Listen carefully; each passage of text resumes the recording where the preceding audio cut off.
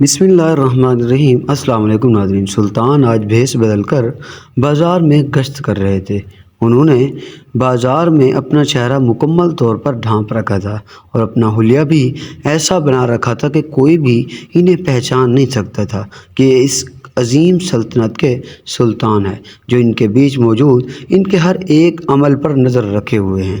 سلطان یہ دیکھ کر پرسکون تھے کہ ان کی رعایا واقعی پرسکون ہے، کہیں کسی طرح کی بھی الجھن یا بد امنی موجود نہیں ہے۔ سب لوگ اپنے روزمرہ کے معمولات میں مصروف تھے کہ جب سلطان ایک بازار کا موڑ مڑے، وہاں لوگوں کا کافی رش تھا اور شور میں ایک ایسی آواز ان کی سماعتوں سے ٹکرائی کہ سلطان ٹھٹک کر مڑ کر دیکھنے پر مجبور ہو گئے۔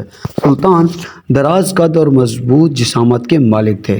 اس بھیڑ میں بھی منفرد انداز دیکھتے ہوئے جب پلٹ کر جانب دیکھا تو ایک ضعیفہ ہاتھ اٹھا کر صدا بلند کر رہی تھی، سوال کر رہی تھی، مگر کوئی بھی اس پر دھیان نہیں دے رہا تھا۔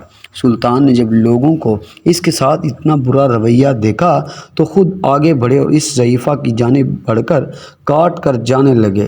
لوگ اس کی باتوں کو یوں نظر انداز کر رہے تھے جیسے اس کا سوال جواب دینا مناسب ہی نہ سمجھتے ہوں۔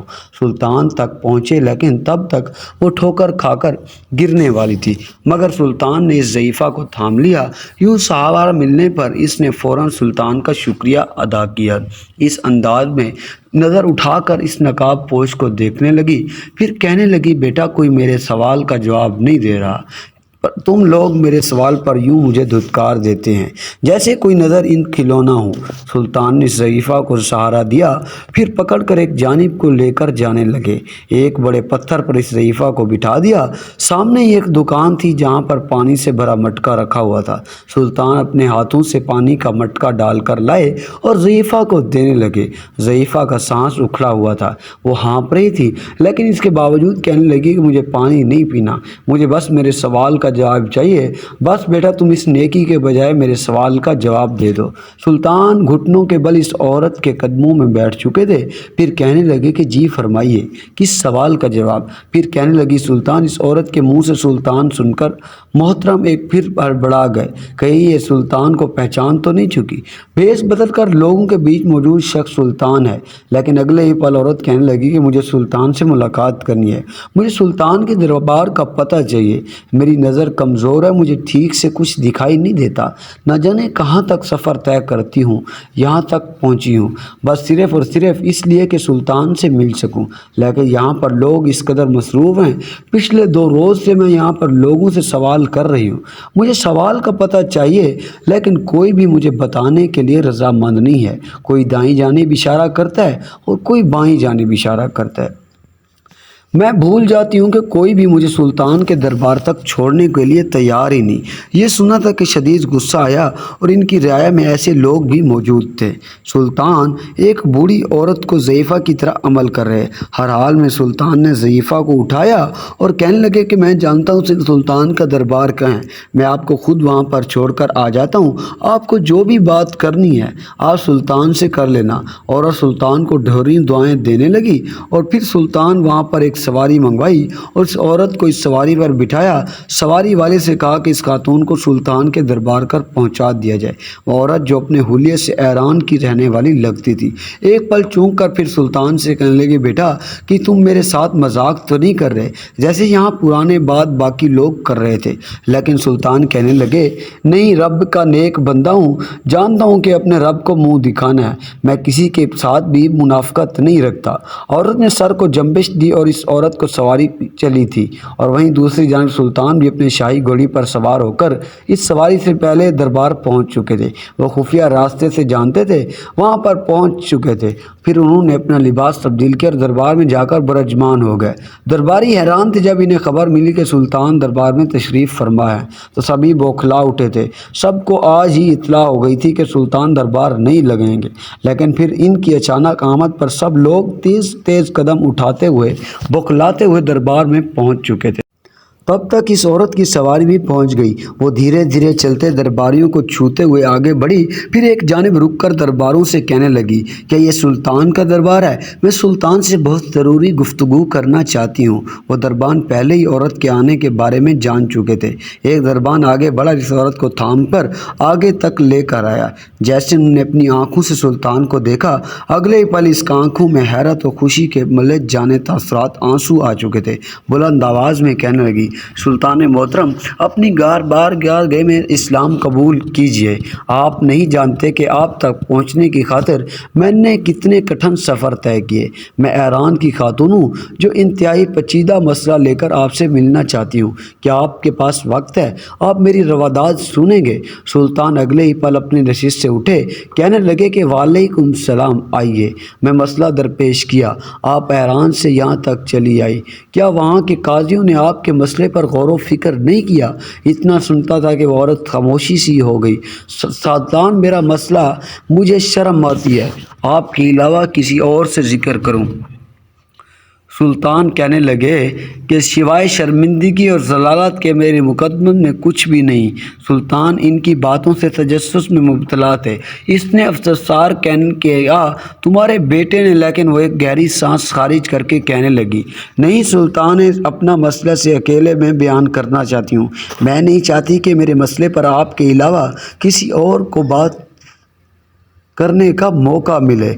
यूं सुल्तान अगले ही पल इशारा किया।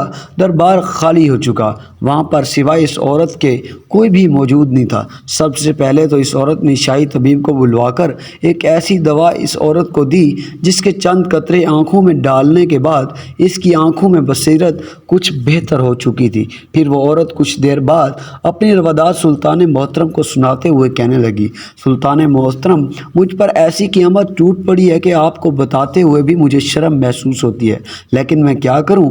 तो आपसे मामले का जिक्र नहीं करूंगी तब तक ये मसला हल भी नहीं हो सकता। इतने कहने के बाद वो ज़ईफ़ा रोने लगी। रोते हुए कहने लगी कि सुल्तान मोहतरम, मेरा शौहर इस वक्त वफा पा गया है।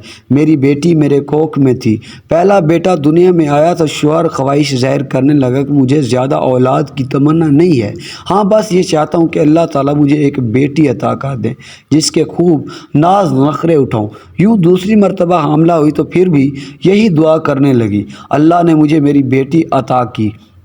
शायद शौहर को बेटी देखना नसीब ही नहीं थी। वो बेटी दुनिया में आने से पहले ही दुनिया से चला गया। शौहर के दाने का सदमा मुझ पर ऐसा आया कि ज़मीन पर गिरी। वक्त से पहले ही मैंने एक बच्ची को जन्म दे दिया था। मुझे समझ नहीं आती थी कि मैं खुश हूँ या रोऊँ, क्योंकि मेरी बेटी इस दुनिया में आ चुकी थी लेकिन मेरा शौहर इस दुनिया से जा चुका था। मेरा शौहर बेटी का जो नाम तजवीज़ किया था, इसने बेटी को वही नाम रखा। भरी जवानी में ही बेवा हो चुकी थी। आखिर कोई कब तक मेरी मदद करता? मैं अकेले अपने दोनों बच्चों को परवान चढ़ाया था। मेरी बेटी जैसे जैसे बड़ी होना शुरू हो गई, मुझे एहसास होने लगा ये बाकी बच्चों से मुख्तलिफ है। न चल फिर सकती थी, न कुछ सुन सकती थी।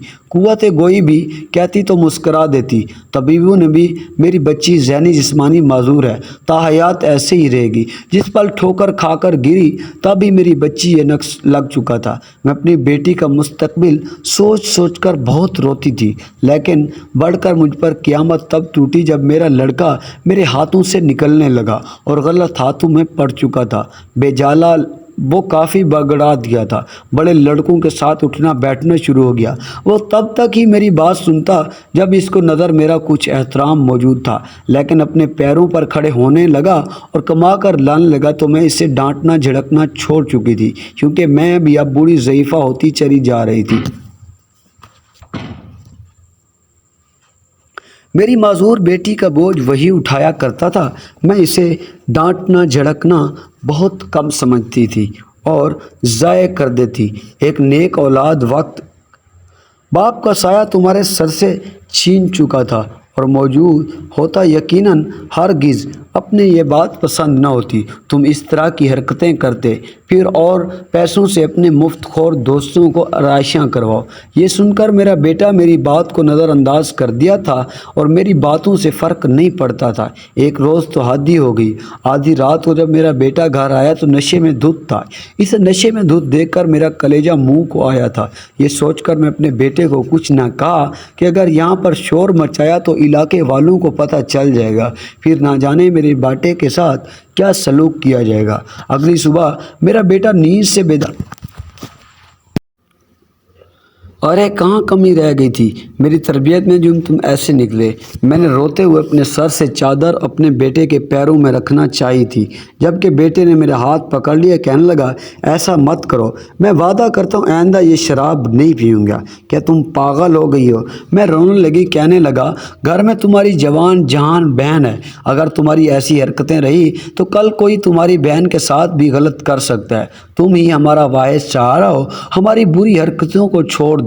یہ سن کر میرا بیٹا خاموش ہو چکا تھا، شاید اس سے پچھتاوا ہونے لگا تھا، اور اس کے بعد دوبارہ میں نے اس حالت میں آتے ہوئے گھر نہ دیکھا۔ وہ اپنی بہن سے بہت محبت کرتا تھا، اس کا بہت خیال رکھتا تھا، جب بھی باہر سے آتا تو اپنی بہن کے لیے کچھ نہ کچھ کھانے کے لیے ضرور لے کر آتا۔ لیکن ایک روز راز مجھ پر کھلا، میری روح کانپ کر رہ چکی تھی۔ محلے کی ایک عورت روتی پیٹتی میرے گھر پر آئی اور چیخ کر محلے والوں کو اکٹھا کرنے لگی، اور ایک شور سا برپا ہو گیا۔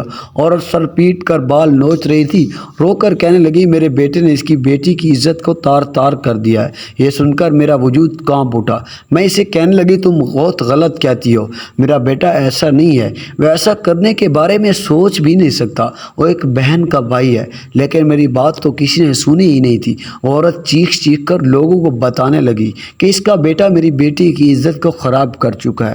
اس عورت نے اپنی اولاد کی تربیت ہی نہیں کی، اس عورت کا احترام سکھایا ہی نہیں۔ یوں ہر عورت کہنے لگی ہم نے خود کتنی مرتبہ اس بیٹے کو آوارہ لڑکوں کے ساتھ دیکھا، یقیناً یہ گناہ اس کے بیٹے نے ہی کیا ہوگا۔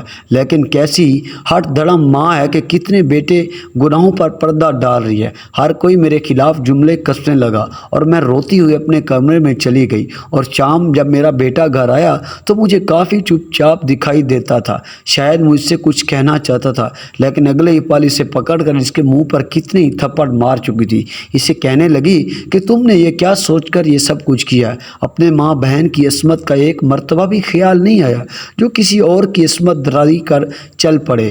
کیا یہی دیکھنا باقی رہ چکا تھا؟ مگر سلطان محترم، میرے بیٹے نے جب یہ سنا تو وہ ہتھے سے اٹھ کر کھڑا ہوا، بدتمیزی سے بات کرنے لگا، بار بار یہی کہنے لگا میں نے ایسا کچھ بھی نہیں کیا، وہ عورت جھوٹ بول رہی ہے۔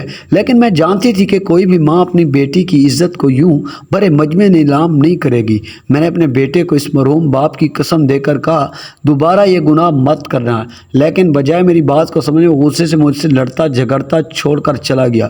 میری معذور بیٹی اپنے بستر سے گرا چکی تھی، جیسے تیسے چلتی ہوئی دروازے کی جانب جانے لگی تاکہ اپنے بھائی کو روک سکے۔ میرا بیٹا گھر چھوڑ کر جا چکا تھا، مجھے لگا تھا کہ کچھ دیر بعد لوٹ آئے گا، لیکن دن ہفتے مہینے گزر گئے، میرا بیٹا واپس نہیں آیا۔ رو رو کر میری آنکھیں سوج چکی تھی، میری بیٹی اب بالکل خاموش ہو چکی تھی۔ ایک مہینہ گزر گیا، میرا بیٹا واپس نہیں آیا۔ یوں ہی گزرنے لگا جیسے تیسے لوگوں کے گھر جھاڑو لگا کر چھوٹے موٹے کاموں میں مدد کروا کر گھر کا خرچہ چلانا شروع کر دیے۔ کوئی کھانے کے وقت کھانا دے دیتا تو وہ پہلے اپنی بیٹی کو کھلاتی پھر خود کھاتی۔ رو رو کر میری آنکھیں بینائی ختم ہو گئی، یہی دعا کرتی کہ میرا بیٹا جہاں ہو بس سلامت ہو، میرے اللہ اسے ہدایت دے اور واپس آ جائے۔ میرا دھیان وقت اللہ کی عبادت میں ہوتا تھا۔ ایک رات میں اپنے بستر پر سو رہی تھی، میں عشاء کی نماز پڑھنے کے بعد ہی نوافل میں مصروف تھی اور میرے پیروں میں سوجن آنے لگی۔ میں جائے نماز سے ہٹ کر ایک جانب بستر بچھا کر لیٹ گئی اور گہری نیند میں تھی۔ مجھے اپنی بیٹی کے رونے اور سسکیوں کی آواز آنے لگی، ایسا لگ رہا تھا کسی کے منہ پر ہاتھ رکھا ہو اور وہ ٹھیک سے رو بھی نہیں پا رہی۔ گھپ اندھیرا تھا، میں نے اپنی بیٹی کی سسکیاں سنی تو آواز دی کہ میری آواز دینے پر بیٹیاں ایک دم بند ہو گئی، شاید خاموشی ہو چکی تھی۔ بہرحال جب دیا جلایا میری دھیان ہوئے لحاف منہ پر لپیٹے گہری نیند میں سو رہی تھی۔ میں نے صرف ایک اتفاق جانا اور لیٹ گئی۔ کچھ ہی روز بعد مجھے یوں محسوس ہونے لگا جیسے میری بیٹی کی طبیعت واضح فرق آنے لگا ہے، میری بیٹی کھوئی کھوئی سی رہنے لگی تھی۔